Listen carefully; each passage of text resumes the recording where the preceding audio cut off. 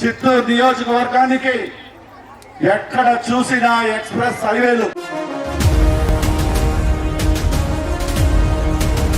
మన పిల్లలు చదువుకుంటే ఇక్కడే ఉద్యోగాలు రావాలి, ఇక్కడే ఉద్యోగం చేసి మన తల్లిదండ్రులు చూసుకునే సౌకర్యాలు ఇక్కడే రావాలి అనేదే నా ప్రధాన నినాదం అని ఈ సభాముఖంగా తెలియజేసుకుంటున్నా.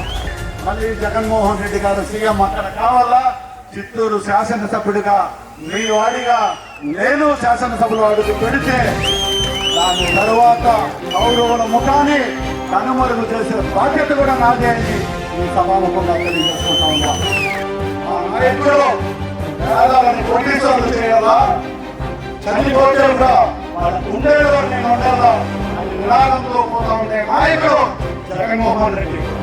గతంలో 7,800 ఓట్లు నిరాకరించిన మండలం గుడిపాల మండలం. ఈసారి 10,000 ఓట్లతో ఒక్క ఓట్లు తగ్గకుండా జగన్మోహన్ రెడ్డి గారికి సిద్ధమా? గట్టిగా గౌరవ ముఖ్యమంత్రి గారిలో వైఎస్ జగన్మోహన్ రెడ్డి గారిని మళ్ళీ ముఖ్యమంత్రి చేసుకోవడానికి నేను సిద్ధంగా ఉన్నాను. నేను సైతం సిద్ధం.